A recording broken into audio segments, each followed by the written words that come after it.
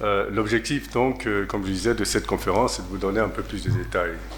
Et donc, les conférences ISPI, vous parlez peut-être de la genèse de ces conférences. L'objectif est non seulement d'avoir une perspective africaine du risque sur le continent, mais d'établir une cartographie de risque de chaque pays africain pour pouvoir donner une perspective de l'intérieur.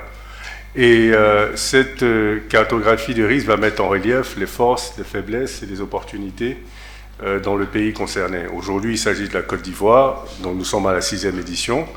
Et donc nous allons, dans cette conférence, qui va voir la participation de panels de très très haut niveau, discuter de 4 problématiques qui sortent de notre rapport de risque pays, qui sont les problématiques de performance économique, de risque sécuritaire, de la contribution du secteur privé au développement de la Côte d'Ivoire et de la reprise économique après cette période de Covid-19.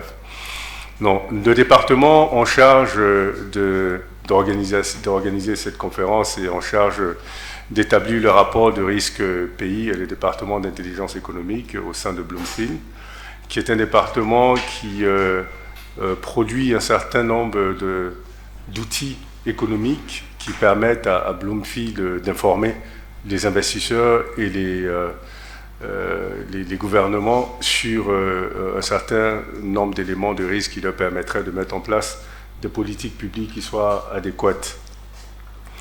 Et la méthodologie mise en place pour établir ce rapport de risque pays est basée sur des éléments très concrets, tels que la performance économique, le climat des affaires. Donc, par performance économique, évidemment, nous allons regarder la performance économique du pays et c'est un certain nombre d'agrégats macroéconomiques qui nous permettraient d'établir cette performance-là.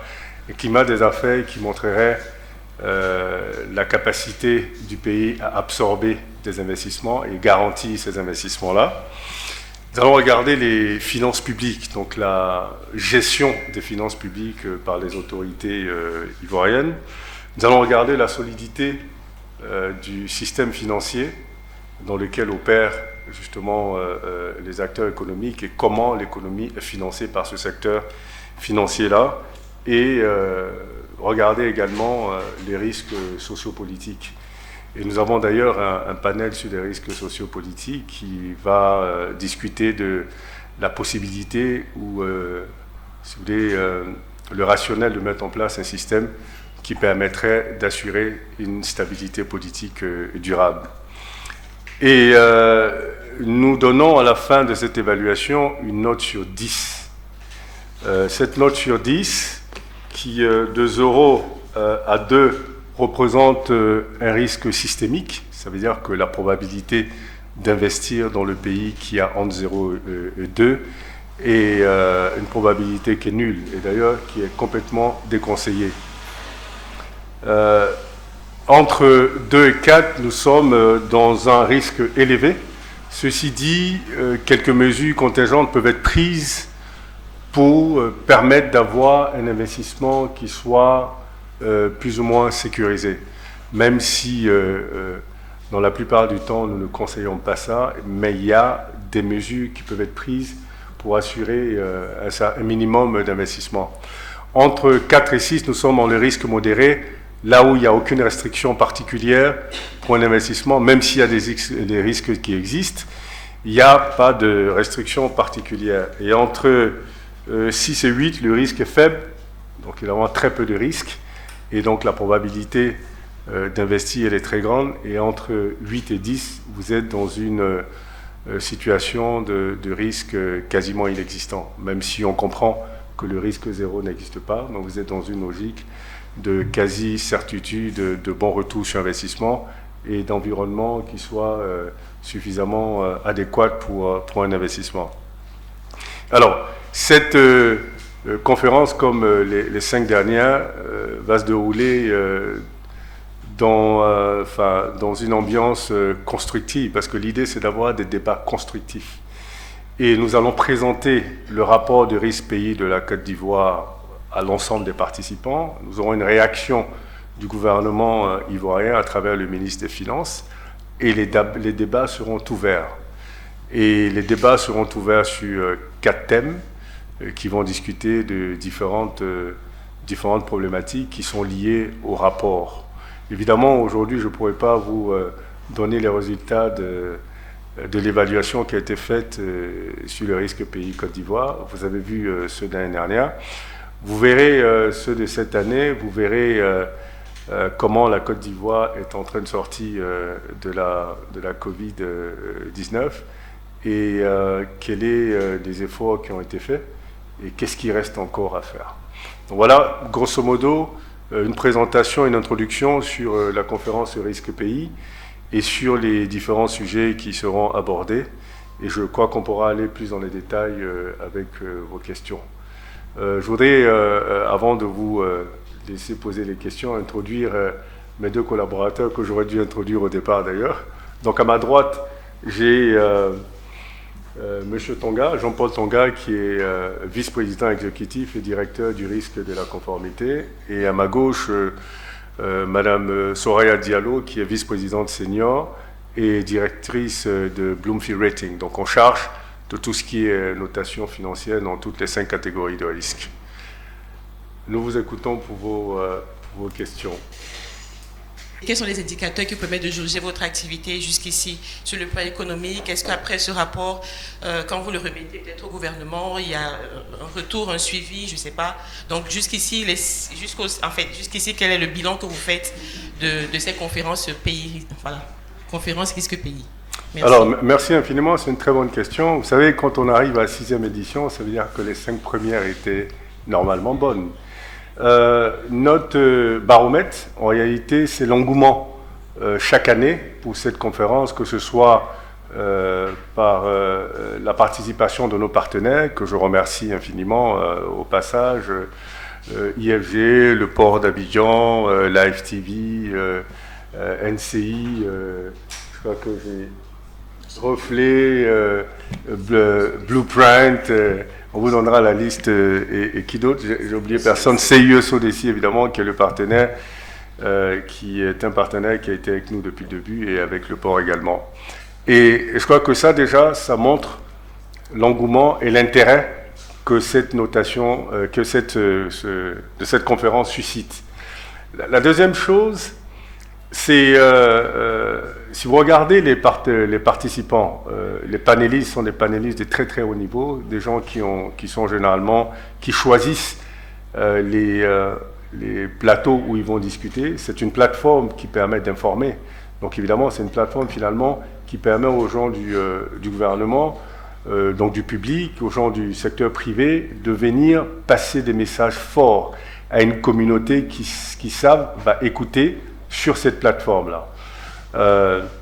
Et vous verrez également que beaucoup de nos recommandations sont suivies. Nous voyons un peu l'intérêt que certains gouvernements montrent en nous demandant nos rapports, en voulant discuter avec nous de ces rapports et de ces recommandations, de l'opinion que nous donnons dans le rapport de risque pays. Et c'est un événement qui est devenu institutionnel. L'année dernière, dans son introduction, le ministre des Finances l'a bien signifié. C'est un événement, donc une conférence qui est devenue une conférence institutionnelle, donc qui est attendue chaque année. Chaque année, on attend l'opinion de Bloomfield sur la cartographie du risque de la Côte d'Ivoire. Et vous allez voir qu'aujourd'hui, il y a beaucoup de pays qui commencent à nous commander leur conférence des pays. D'ailleurs, pendant que je vous parle, nous sommes en train de préparer la conférence risque pays de la République démocratique du Congo qui aura lieu en septembre.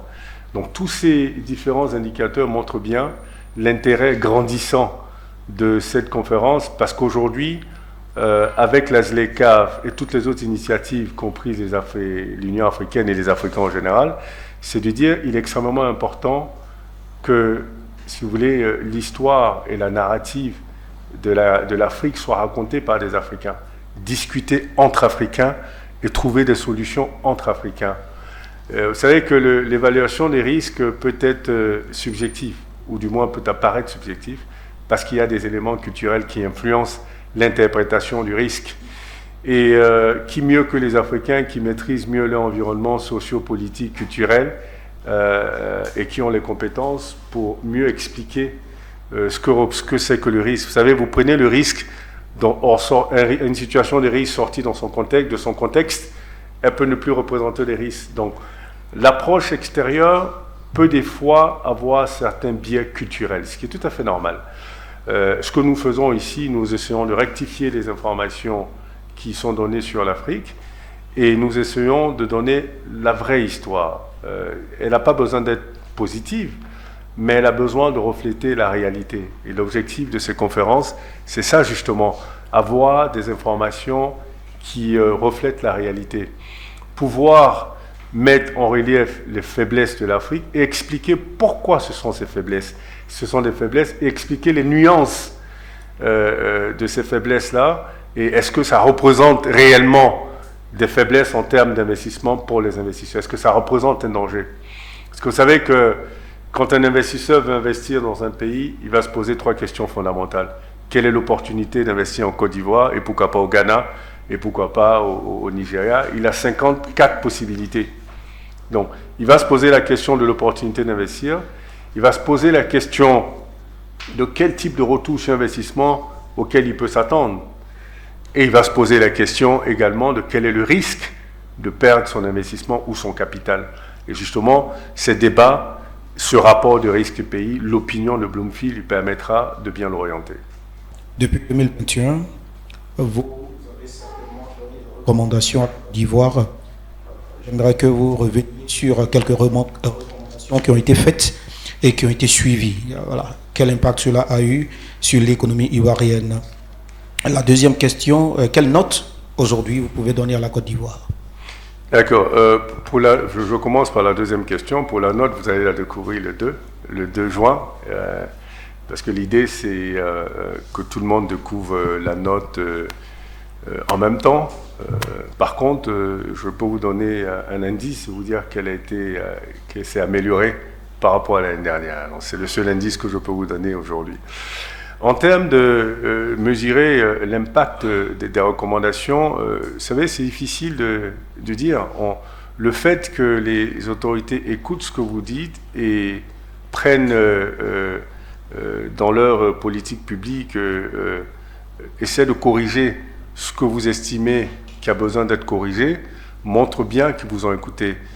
Et c'est ça pour nous le plus important. L'objectif, ce n'est pas de dire que Bloomfield a fait une recommandation et on l'a suivie, c'est quand nous faisons une évaluation d'année en année et nous nous rendons compte qu'il y a une amélioration dans des secteurs où nous avons relevé des faiblesses, ça nous montre bien que l'opinion que nous avons donnée a été prise en considération. Et il y a beaucoup de secteurs, évidemment, ce serait difficile de vous les énumérer, mais je peux vous dire que notre opinion qui est donnée sur les secteurs d'activité en termes de faiblesse sont pour la grande partie suivies parce que quand une note évolue, ça veut bien dire que les faiblesses ont été rectifiées.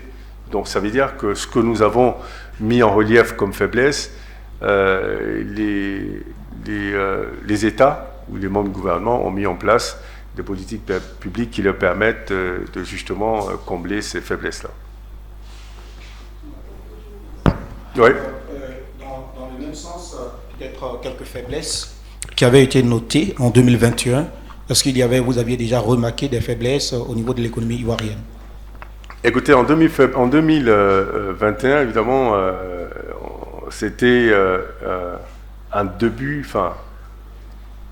de sortie de crise de Covid-19. Donc évidemment, toutes les restrictions qui ont été prises pour justement répondre à la crise ont créé des faiblesses qui, ma foi, semblaient être des faiblesses ponctuelles, parce qu'évidemment, il y a eu un rebondissement. Le taux de croissance avait baissé de façon significative, et on voit qu'aujourd'hui, il a rebondi de façon significative. Donc, l'année dernière était une année assez particulière. Donc, beaucoup de ces faiblesses, en termes de performance économique, en termes de performance sociale, étaient des faiblesses conjoncturelles qui, aujourd'hui, justement, quand vous voyez la note de l'année dernière a été dégradée vis-à-vis de la note de l'année précédente. Et aujourd'hui, il y a eu un bond significatif qui montre bien que certaines des faiblesses de l'année dernière ont été corrigées. Et cette année, quand vous verrez le résultat, vous vous rendez bien compte qu'il y a eu une augmentation de plusieurs points de base. Moi, je suis de Soir Info, Dominique Fadegnon. Je voudrais savoir si les 5 éditions là s'étaient consacrées uniquement à la Côte d'Ivoire. Est-ce qu'on peut avoir les notes de ces 5 éditions là? Puisque vous avez dit tout à l'heure qu'il y a des pays qui vous sollicitent. Vous avez cité la RDC. Voilà, en fait, si vous voulez, là aujourd'hui, c'est une conférence de presse pour le risque pays Côte d'Ivoire. Donc, les 6 éditions sont les 6 éditions Côte d'Ivoire. OK? C'est-à-dire que là, par exemple, en septembre, ce sera la première édition RDC. Mais là, les 6 éditions, on parle de la Côte d'Ivoire. Nous avons commencé en Côte d'Ivoire, parce que nous sommes basés en Côte d'Ivoire, et les autorités ivoiriennes ont montré un intérêt particulier pour ces conférences débat risque pays.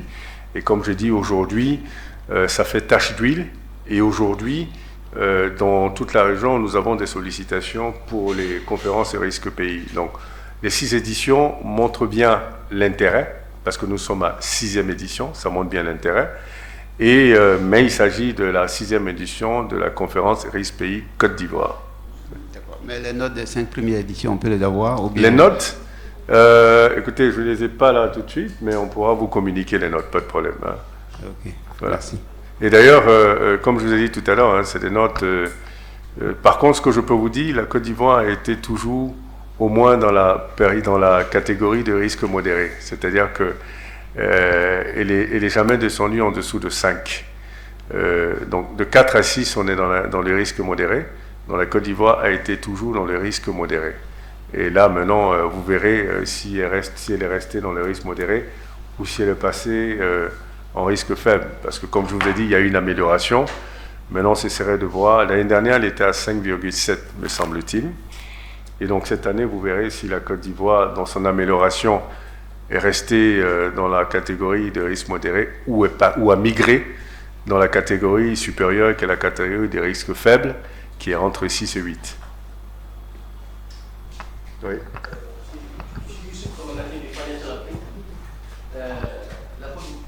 L'Afrique, le monde a connu la crise de la Covid et il y a eu un bond l'année dernière, on sortait progressivement de cette crise. Mais actuellement, le monde est un peu impacté par la crise entre la Russie et l'Ukraine. Est-ce que dans vos rapports concernant les différents pays que vous avez en charge d'étudier, est-ce que cette crise n'impacte pas un peu dans vos rapports sur ces pays-là? Écoutez, bien sûr qu'on regarde tout ce qui se passe dans le monde et l'impact que ça pourrait avoir directement ou indirectement sur les pays africains.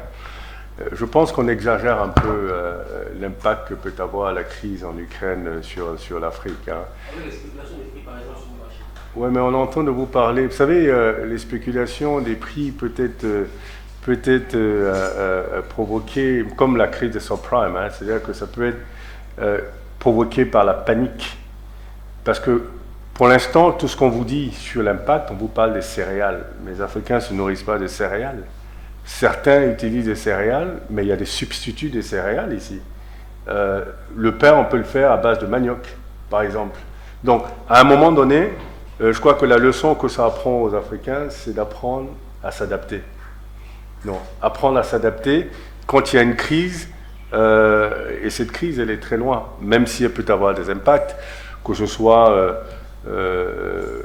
sur si vous voulez, le prix du pétrole, parce que beaucoup de pays importent le pétrole, mais en même temps, beaucoup de pays ont des sources alternatives d'importation de pétrole, à part la Russie et l'Ukraine. Donc à un moment donné, il faut relativiser l'impact que peut avoir ces crises qui sont à l'extérieur. C'est extrêmement important. Quand j'écoute les médias occidentaux, je me rends bien compte qu'il y a une vraie exagération, et ça c'est important de le dire. Si vous vous rappelez, on a connu la crise d'Ebola dans 3 pays, en Guinée, en RDC, en Guinée, dans la zone CEDEAO, en Guinée, en Sierra Leone et au Libéria. et dont on entendait il y avait des opinions très exagérées sur l'impact que ça pourrait avoir sur l'économie de la CEDEAO. Et nous avons fait une étude et on s'est rendu compte que le PIB de la Guinée, de la Sierra Leone et du Libéria représentait quelques jours de PIB du Nigeria. On se dire que la probabilité de crouler la CEDEAO, elle est quasiment nulle. Il y a eu beaucoup de bruit, et vous avez bien vu, ça a accouché d'une souris. Donc il faut faire très attention à ces exagérations de commentaires venus de l'extérieur, parce que c'est pourquoi justement vous avez cette analyse intérieure qui vient équilibrer les choses. Pareil pour la crise du Covid, hein. On s'attendait à une catastrophe africaine qui n'a pas eu lieu, mais ce sont des analyses de l'extérieur qui peuvent être des analyses biaisées. Et c'est pourquoi cette analyse de l'intérieur devient de plus en plus importante et de plus en plus cruciale pour avoir la bonne narrative sur les questions qui touchent le continent africain. Oui. Bonjour monsieur, c'est Nadia Edja, NCI. En fait, moi ma question c'est, on sait qu'il y a eu la pandémie de Covid qui a fait baisser les activités dans tous les secteurs économiques. Et là, c'est la reprise. Justement, votre thème cette année, c'est sur la reprise. Est-ce qu'on peut dire que cette édition-là fait partie de... C'est vraiment une édition, attendue pour tout le monde, en fait, pour les investisseurs et tout? Ouais, il me semble, parce que les indicateurs sont... certains indicateurs sont devenus verts, donc ça veut dire qu'il y a de l'espoir. Donc forcément, les gens ont besoin de savoir, mais dans cet espoir-là, qu'est-ce qui a été vraiment décidé, qu'est-ce qui a été mis en place, qu'est-ce qui a provoqué cet espoir. Et les gens ont besoin de savoir, ils ont besoin de savoir pour mieux se positionner. Ce qui sort de très positif de cette crise, c'est que les entreprises ont appris à s'adapter à des situations de crise, donc dans une logique de continuité d'activité, se sont adaptées et aujourd'hui deviennent de plus en plus résilientes à des chocs extérieurs. Donc aujourd'hui, au-delà de ça, elles ont besoin de savoir s'il y a une nouvelle orientation du modèle économique ivoirien ou si c'est business as usual. Ils ont besoin de savoir s'il y a une orientation nouvelle sur les relations publiques-privées. Ils ont besoin de savoir, surtout avec ce qui se passe en termes de terrorisme et toutes les activités militaires que nous voyons autour de la Côte d'Ivoire, est-ce que la Côte d'Ivoire a les moyens de se protéger contre justement ce qui se passe autour et en interne avec si vous voulez l'histoire des djihadistes dans le nord, dans la partie nord de la Côte d'Ivoire. Quand je dis la partie nord, c'est-à-dire que l'hémisphère nord, donc au-dessus de la Côte d'Ivoire, les pays voisins qui ont des gros problèmes de terrorisme, est-ce que si ça arrive en Côte d'Ivoire, la Côte d'Ivoire a la capacité d'absorber? Donc quand on parle de sécurité intérieure garantie, évidemment, on parle de ça. Donc je crois que les attentes des uns des autres sont nombreuses vis-à-vis de la résilience de la Côte d'Ivoire, la capacité d'absorber les chocs. On voit la capacité de rebondissement. Est-ce que cette capacité de rebondissement, elle est pérenne? Est-ce qu'elle est soutenable ou est-ce qu'elle est ponctuelle? Et qu'est-ce qui, d'ailleurs, crée cette capacité de résilience-là et donc, ça va nous emmener à parler aussi du tissu économique, de la structuration de l'économie ivoirienne. Est-ce qu'elle est vraiment solide? Parce qu'on peut être performant et pas solide. On peut être performant et fragile. Donc, est-ce qu'elle est performante? C'est un acquis, mais est-ce qu'elle est solide? Et si elle n'est pas solide, pourquoi elle n'est pas solide? Et comment elle deviendrait solide? Parce que l'idée, c'est d'être solide et performant. Donc, toutes ces questions, oui, il me semble que les gens attendent beaucoup de cette conférence, ils attendent beaucoup d'explications. C'est la raison pour laquelle, si vous regardez la configuration des panels, vous verrez bien qu'on a pris le soin de mettre dans chaque panel un représentant de l'État, mais à très haut niveau. Soit un ministre, soit un directeur général d'entreprise publique importante. Donc, ils seront capables, eux, de donner les réponses au secteur privé. Évidemment, pour le point de débat contradictoire, on met aussi le secteur privé. Et pour un débat beaucoup plus ouvert, on vous met également des institutions internationales qui ont une vue d'ensemble un peu détachée, qui pourraient également donner leur point de vue, surtout des institutions internationales qui opèrent en Côte d'Ivoire. Parce que l'idée, c'est que la narrative vient de l'intérieur. Donc on ne viendra pas aller prendre quelqu'un de New York pour venir se prononcer sur ce qui se passe en Côte d'Ivoire. Mais on prendra quelqu'un de New York qui habite ici, et qui opère ici, qui pourra parler de son expérience dans cet environnement et dire comment cet environnement l'affecte.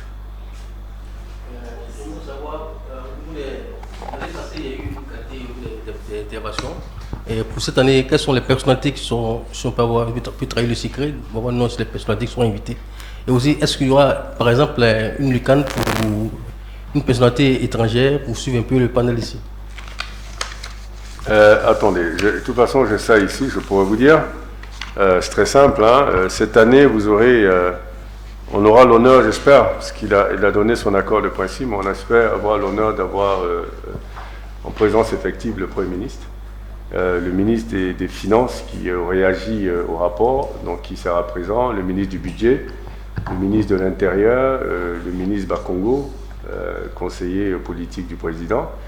On aura le ministre Billon, on aura l'ambassadeur des États-Unis, le représentant du FMI, on aura le ministre, qui d'autre comme ministre qu'on a ici, on aura le DG du port d'Abidjan, le DG de la CIE, donc ils sont un peu au cœur de l'économie ivoirienne. Aujourd'hui, nous sommes en train de parler de transformation de l'économie ivoirienne, il faut l'énergie. Donc évidemment, DG de la CIE pourra vous expliquer quels sont les projets de développement du secteur énergétique. Le port, le poumon de l'économie ivoirienne, donc le directeur général du port pourra nous parler des grands projets du port et de l'amélioration et de l'évolution du port. Et le port qui a d'ailleurs, depuis ces dernières 10 années, ne cessé d'accroître ses performances. Donc tout ça, je crois que les gens ont besoin de savoir. Nous avons des sociétés privées comme SIFCA, SIFCA étant le premier employeur de Côte d'Ivoire, donc on aura son président qui sera sur un des panels. Donc vous aurez des discussions de très très très haut niveau, parce que vous avez des personnalités qui sont d'un très haut rang et qui feront l'honneur d'être sur ces panels-là. Vous avez également l'ambassadeur de l'Union européenne également qui sera sur ces panels-là. Oui. J'aimerais qu'on revienne un peu sur les faiblesses. Parce que vous l'avez dit tout à l'heure, Bloomfield met l'accent sur les faiblesses en Afrique et cette fois-ci, ce sera les faiblesses en Côte d'Ivoire. Et en termes de faiblesses en Côte d'Ivoire, il y a la santé, il y a le développement social. Par contre, quand je regarde un peu, ou bien vous l'avez expliqué, les questions qui seront abordées sont plus des questions économiques. Je pensais qu'il allait y avoir des questions aussi sur ces faiblesses-là. Pourquoi il n'y a pas des questions sur, ou bien peut-être qu'il y aura un panel qui va parler de santé, sécurité, sanité, en fait, santé et puis développement social. Autre question, peut-être ma dernière, la cartographie en Côte d'Ivoire. Vous avez dit, quelle est la cartographie réelle aujourd'hui? Peut-être brièvement. On sait que la note, on l'aura le 2 juin, mais est-ce que brièvement, vous pouvez nous présenter la cartographie en Côte d'Ivoire? Quel est le secteur qui sort du lot, qui est susceptible d'intéresser les investisseurs aujourd'hui en Côte d'Ivoire? Merci. Alors, vous savez, que ce soit la santé ou l'éducation, tout ça fait partie de l'économie. Hein. Donc, je veux dire, quand on parle d'économie, on parle des grands ensembles.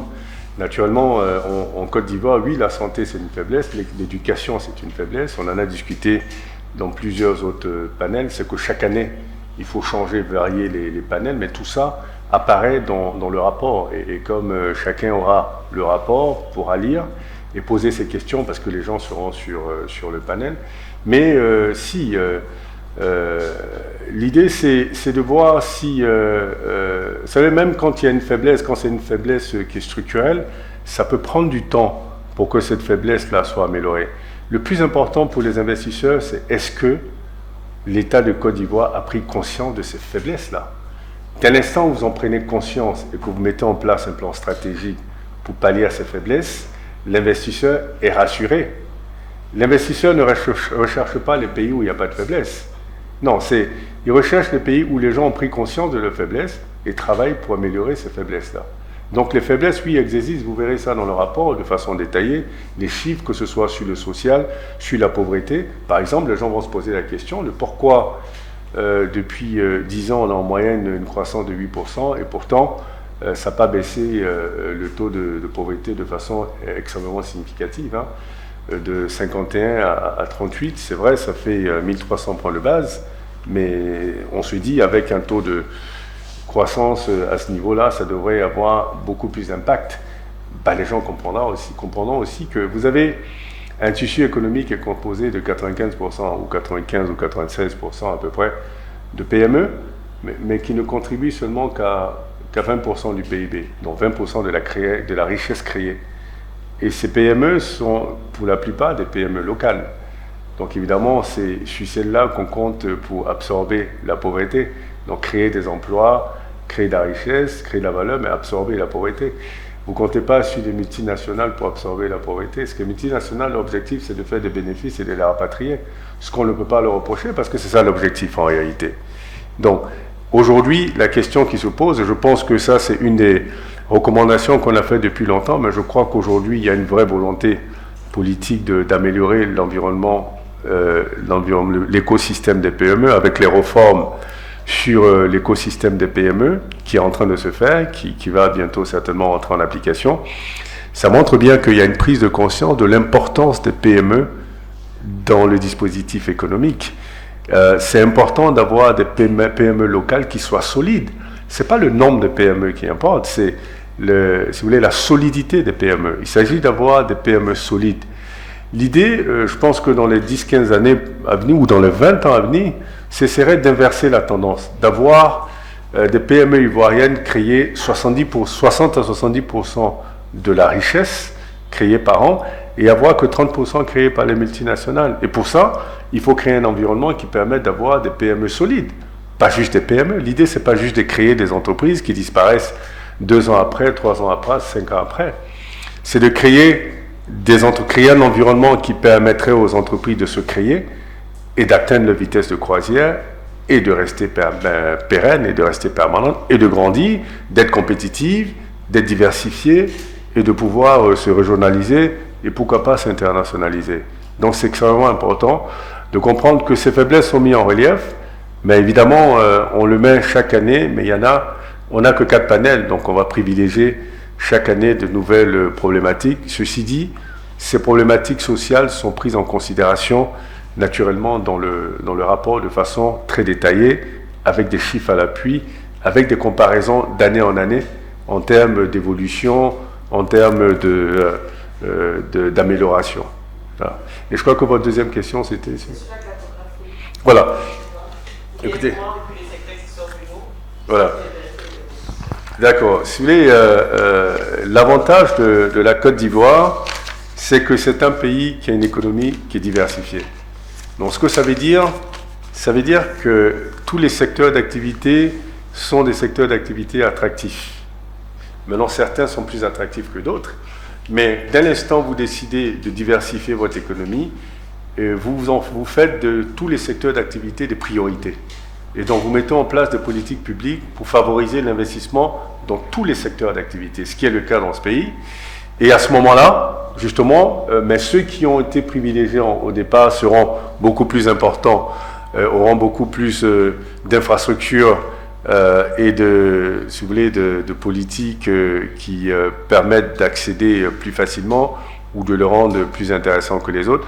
Mais sachez qu'il y a une vraie volonté de diversification de l'économie. C'est ce qui rend la Côte d'Ivoire résiliente, parce qu'elle a la capacité d'absorber les chocs.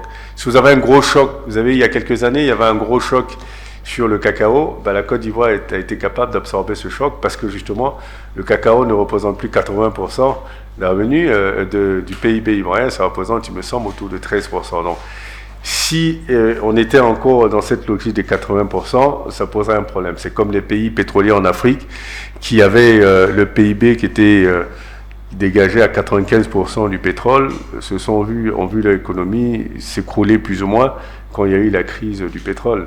Donc, la cartographie de la Côte d'Ivoire crée une sorte d'équilibre en réalité, parce que c'est un pays qui a une économie diversifiée. Maintenant, l'amélioration de cette économie-là va partir sur la base de la structuration même de l'économie, du modèle économique qui a été choisi. et de la volonté de transformer l'économie, mais la volonté réelle de transformer l'économie et que ce soit effectif. Maintenant, après la diversification, c'est la transformation. Et puis aussi de la formalisation de l'économie, parce que l'économie demeure majoritairement informelle, et on ne sait pas que les gens de l'informel, on ne sait pas où ils sont, on sait où ils ne sont pas sous terre, puisque leurs activités sont prises en compte dans le PIB. Donc il s'agit justement de trouver un mécanisme, une stratégie de formaliser de plus en plus. Et l'avantage de cette formalisation, ce serait certainement d'avoir une base fiscale qui soit beaucoup plus large, et qui permettrait peut-être une bonne réforme de la fiscalité, baisser les taux en élargissant l'assiette, de sorte à ce que l'État ait plus de revenus et que l'État puisse plus compter sur ses revenus propres et voir l'endettement comme quelque chose de complémentaire. Oui. C'est vrai, nous gardons toujours le suspense pour la note de Côte d'Ivoire. C'est à juste titre, nous le concédons. Mais il y a eu une amélioration au niveau de l'économie ivoirienne, ça c'est certain, par rapport à l'année passée où on voyait les effets de la crise Covid. Et certainement, cette amélioration, c'est juste parce que l'État ivoirien avait bien pris en compte les aspects Covid, bien géré la crise. Mais par rapport aux maux habituels que connaît l'économie ivoirienne, on parlait dans le temps, ou bien toujours de la corruption, on parlait de la mauvaise gestion et toutes ces plaies qui régnaient. Vous avez certainement fait des recommandations dans ce sens. Est-ce qu'on peut dire qu'il y a eu une amélioration?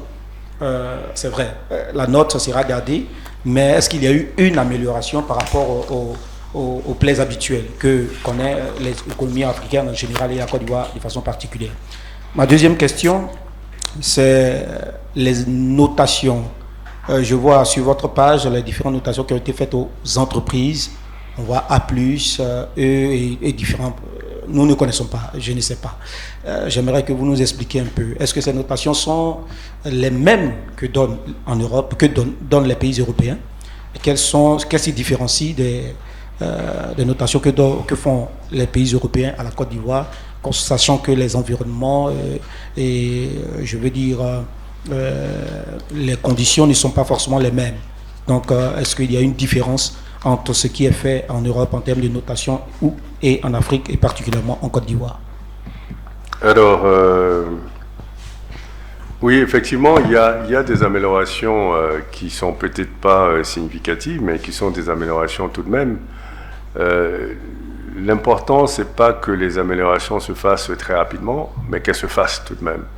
Et oui, il y a la raison pour laquelle la note s'améliore, c'est parce qu'il y a des améliorations dans les différentes catégories d'évaluation. Okay?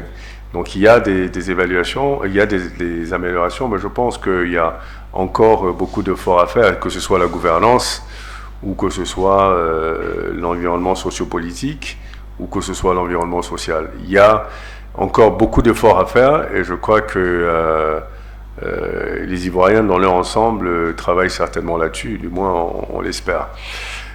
Pour la notation, comprenez déjà que la notation financière c'est différent de l'évaluation de la cartographie de risque. Donc le rapport de risque pays est différent du rapport de notation financière. Le rapport de notation financière va établir la qualité de crédit du pays, donc évaluer la capacité et la volonté du pays à faire face à ses obligations financières à court, moyen et long terme. Et le rapport de risque pays va établir, si vous voulez, la cartographie des risques d'investissement dans le pays. Donc ces deux choses, même si ça semble être similaire, il y a beaucoup de similarités, mais c'est différent. Donc la notation financière, les échelles que vous voyez sont ce qu'on appelle les échelles de notation. Vous avez deux types d'échelles. Vous avez l'échelle à long terme qui comprend 20 crans et donc qui est séparée, scindée en deux. Vous avez 10 crans de notes spéculatives. Donc comme le nom indique, ce sont des notes qui sont spéculatives, donc qui sont moins bonnes. Et vous avez qui part de défauts avérés à risque assez élevé en passant par risque élevé et risque très élevé. Et dans l'autre catégorie, vous avez les notes d'investissement, donc qui ont 10 crans également, qui parlent de risque modéré, donc 3B-, à risque extrêmement faible, 3A. Non. La note à long terme va permettre d'établir les fondamentaux de l'entité notée, que ce soit un pays, une entreprise publique, privée, une collectivité locale. Et la note à court terme, donc une échelle à court terme qui contient 7 crans, dont 2 spéculatifs et 5 d'investissement, va établir la capacité de l'entité notée à faire face à ses obligations à moins d'1 an. Et donc, la particularité de Bloomfield, c'est que nous faisons nos notations financières en monnaie locale. Ce que ça veut dire, c'est que nous, on va évaluer la capacité et la volonté de l'entité notée à faire face à ses obligations financières dans sa propre monnaie. Ce qui a beaucoup plus de sens, d'ailleurs, parce que la majorité des entreprises, même des pays, ont la majorité de leurs obligations dans leur monnaie locale, même si beaucoup de pays empruntent à l'étranger, donc ont des obligations en devises étrangères. Contrairement aux agences internationales qui vont évaluer votre capacité à payer en devises étrangères, donc en dollars notamment. Sauf que votre capacité à payer en dollars ne dépend pas entièrement de votre performance, mais elle dépend plutôt du niveau de réserve des devises de la zone monétaire dans laquelle vous êtes et de la politique de transfert des devises. Si vous êtes dans une zone monétaire où le niveau de réserve des devises est très faible et que la politique, par conséquent, la politique de transfert des devises est très stricte, votre possibilité de transférer des devises est très réduite. Donc votre capacité à rembourser à l'extérieur est réduite également. Donc vous pouvez être une société qui performe extrêmement bien ou un pays dans une zone monétaire qui performe extrêmement bien et vous avez de très grosses limites à faire face à vos obligations financières à l'extérieur. Donc vous pouvez faire défaut pendant que vous avez l'équivalent de ce que vous devez dans votre propre monnaie. Donc c'est ce qui fait la différence. Et nous pensons qu'un continent comme l'Afrique devrait déjà avoir des notations en monnaie locale pour établir la vraie qualité de crédit des entités avant de faire des notations financières en devises étrangères pour les obligations extérieures. Parce que ce serait bien d'avoir les 2 notes pour les entités et les pays qui empruntent sur les marchés internationaux également ou qui contractent des emprunts multilatéraux avec des organisations internationales ou des dettes bilatérales avec des pays, d'avoir leur notation en devises étrangères. Mais pour nous, la notation de base devrait être la notation en monnaie locale. Voilà la différence. D'autres questions? Ouais. Monsieur le DG, il y a 2 à 3 mois, il y a le président ghanéen qui a réagi face aux agences de notation internationales. Il est traitant un peu d'agences qui essaie quand même de discréditer l'image du pays face aux investisseurs. Vous, en tant qu'une agence africaine, panafricaine, comment avez-vous réagi par rapport à cette... Écoutez, nous avons réagi en disant que nous pensons que la position de cette agence internationale était un peu exagérée. Parce que c'était la même chose pour l'Afrique du Sud, hein, je veux dire, et c'est ce que je dis. C'est généralement basé sur des biais. Quand vous dites que l'Afrique du Sud est une économie junk, ça veut dire une économie qui est spéculative, c'est assez surprenant pour ceux qui connaissent l'Afrique du Sud. Donc, si c'est parce que vous estimez que l'environnement politique pose problème, mais c'est un élément dans un ensemble. Donc, nous, on était plutôt dans la logique de penser que la dégradation à note spéculative de l'Afrique du Sud ne se justifiait pas.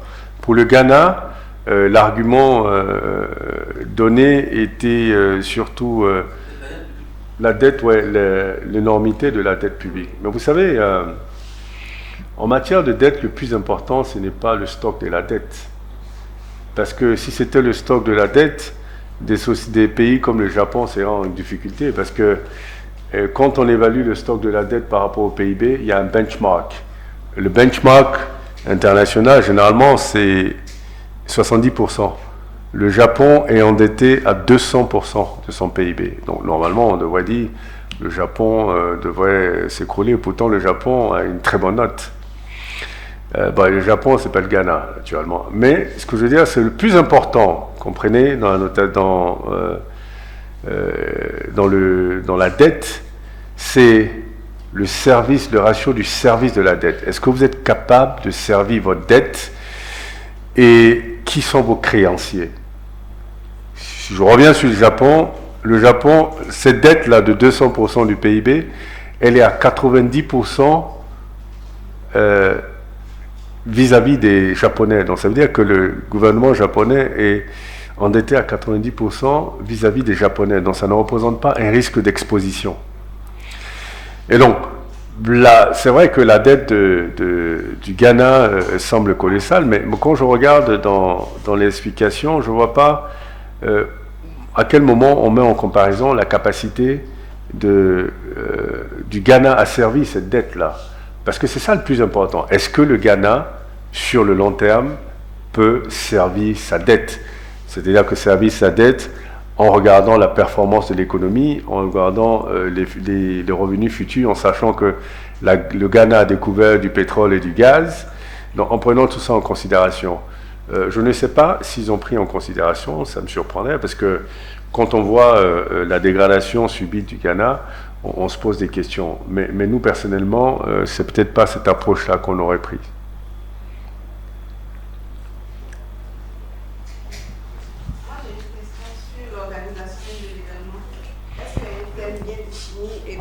Combien de personnes sont attendues, de participants sont attendus? Écoutez, d'ordinaire, nous avons entre 500 et 600 personnes. Mais évidemment, l'année dernière, on a dû réduire à... L'année d'avant, l'année dernière, dans 2020, on a dû réduire à 200 personnes. Et l'année dernière, à 300, il me semble. Là, je suppose que les restrictions sont levées, donc on va certainement repartir dans les 500.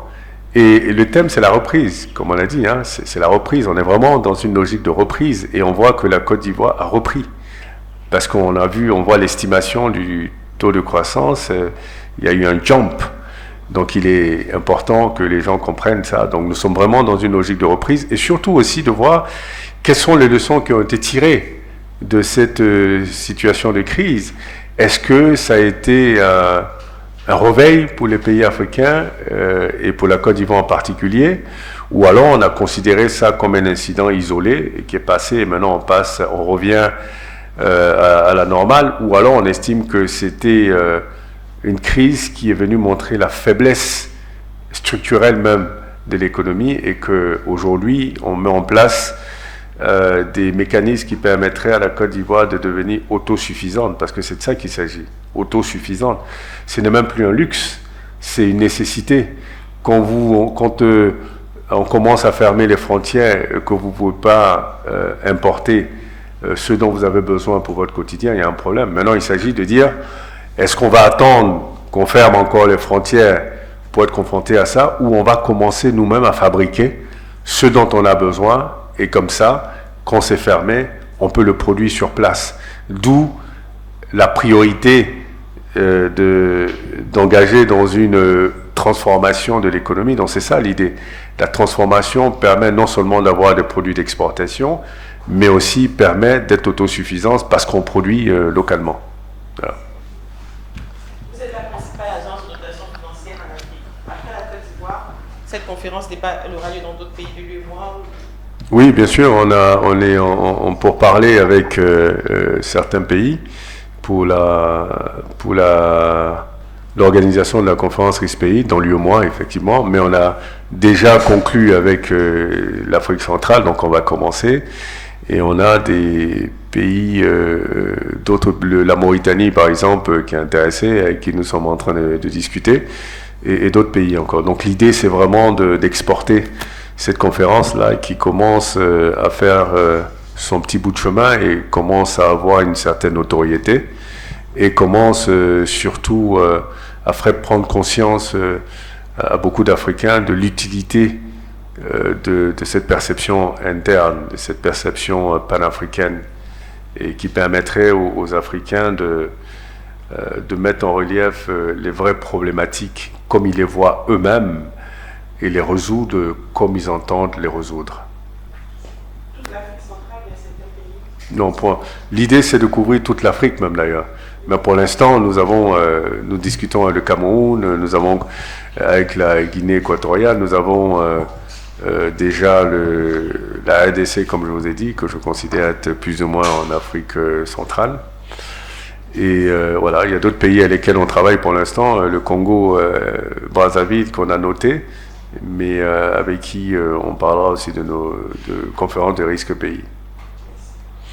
Voilà, je crois que nous arrivons au terme de cette conférence de presse. Je voudrais remercier nos partenaires une fois de plus pour l'accompagnement de cette conférence en laquelle ils croient depuis le début, le port autonome d'Abidjan, la CIE, IFG, Reflet Consulting, Live TV, NCI, la CIE,